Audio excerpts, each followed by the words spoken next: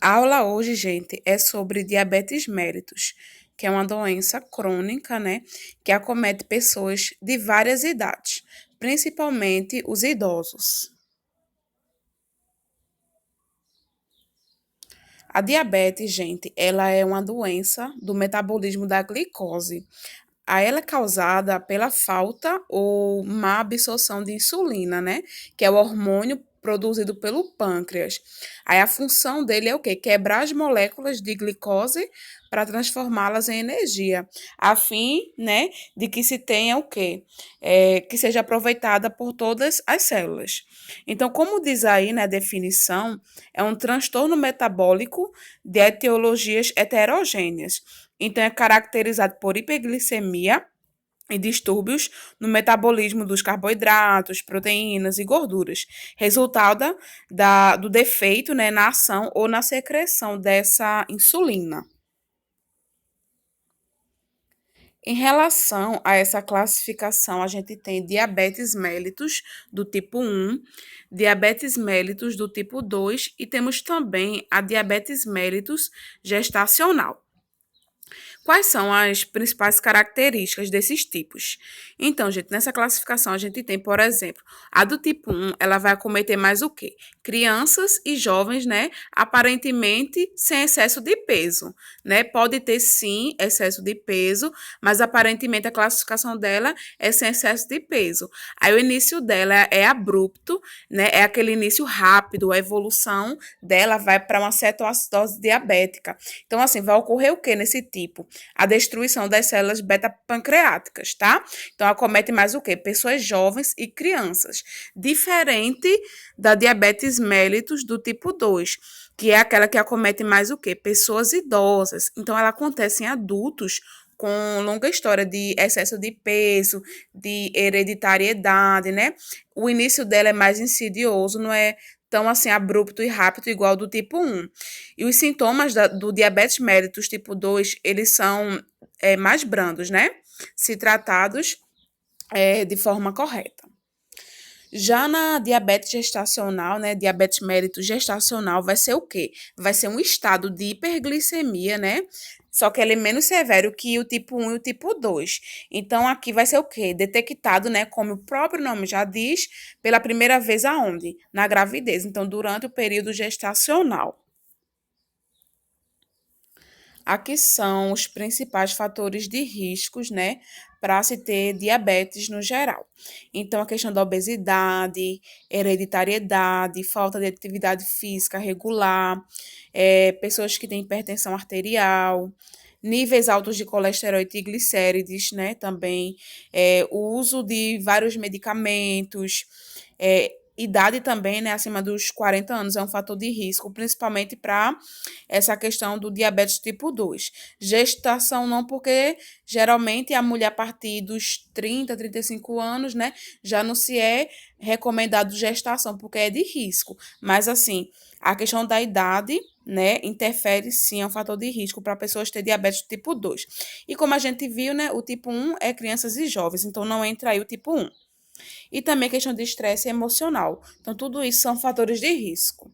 Lembrando que a questão do histórico familiar, né, a hereditariedade é um dos piores fatores de risco. Então, junta essa questão dos fatores, né, de risco familiares com um dessas características, por exemplo, a pessoa é obesa, se alimenta mal, não pratica atividade física. Então, assim, mais de dois fatores desse, o risco vai aumentando cada vez mais. Os sintomas, né, que são os principais sintomas, a gente tem a poliúria, a polidipsia, tem também o aumento do apetite, alterações visuais, impotência sexual, infecções fúngicas na pele e nas unhas, feridas, neuropatias diabéticas e distúrbios cardíacos e renais. Então, assim, gente, os sintomas, né, que são mais comuns no início, esses mais brandos, né? Poliúria, polipsia, aumento do apetite, tem também a questão de perda de peso, né? Então, esses mais avançados vai acontecer num estágio, né, mais avançado e não controlado dessa doença.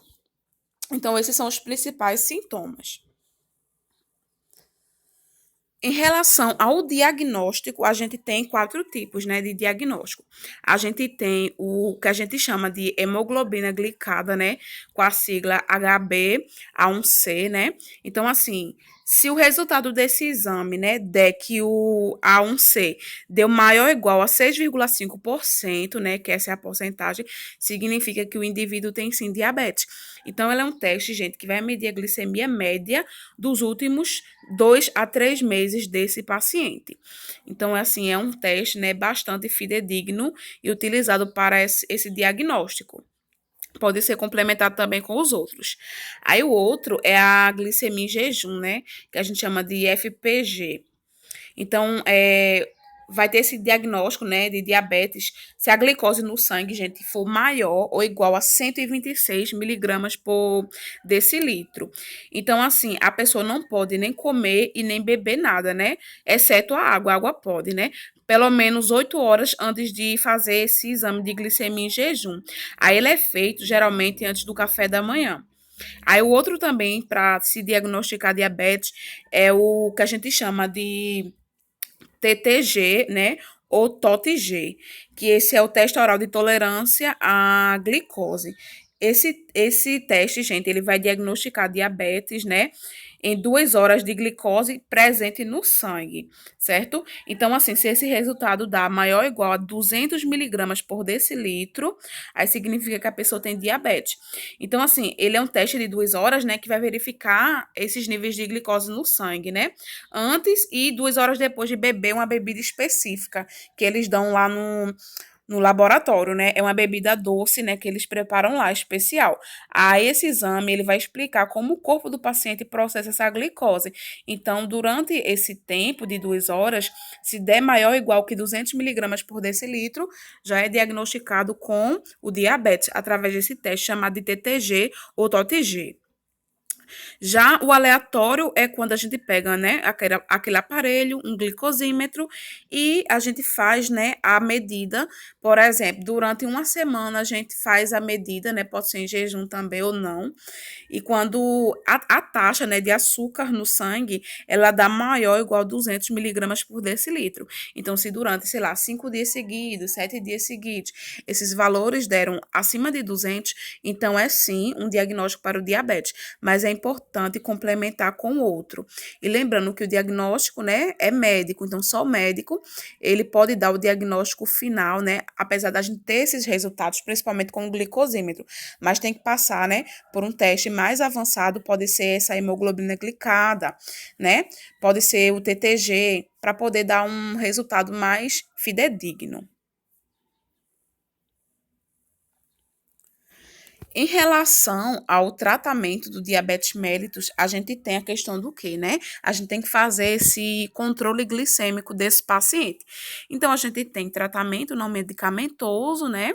Que a gente não utiliza medicamento, e tem aquele tratamento medicamentoso que a gente utiliza justamente medicamentos. Então, por exemplo, o diabetes tipo 1, né, que a gente chama também de insulino dependente, né? Porque exige o quê? O uso de insulina, né, que é por via injetável, que é via subcutânea, para suprir o quê? O organismo, né, desse hormônio que deixou de ser produzido pelo pâncreas. Então, a gente utiliza no tipo 1 insulina, né, que a gente chama de insulina terapia.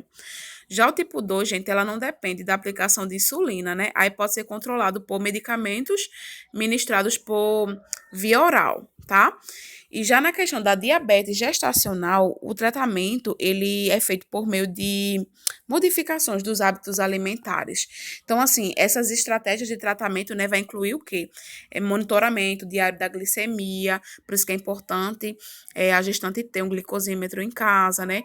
Ela vai ter que fazer uma dieta saudável, praticar exercício físico, é claro, com moderação, né? Ter a supervisão de um educador físico e sempre estar fazendo a questão da observação do bebê, né, nas consultas de pré-natal, verificar batimento cardio, né, fetal e tudo isso. Aí, se a glicemia estiver muito alta dessa gestante, vai ser necessário utilizar medicamento, tudo isso prescrito pelo médico. Então, assim, o tratamento em si dos tipos de diabetes, gente, é a questão não medicamentosa, né? Dieta, né, alimentar equilibrada é bastante fundamental para esse controle. Principalmente tem que ser feito com a orientação de um nutricionista, né? E, se possível, também é indicado também um acompanhamento de psicólogo, né? Para ajudar a questão de reduzir peso e, consequentemente, o quê? Criar uma possibilidade, né, de usar cada vez menos esses medicamentos. Então, a dieta junto com a atividade física, né? Atividade física também é de extrema importância, né? Para reduzir essa questão do nível de glicose no sangue, né? Nesses tipos de diabetes.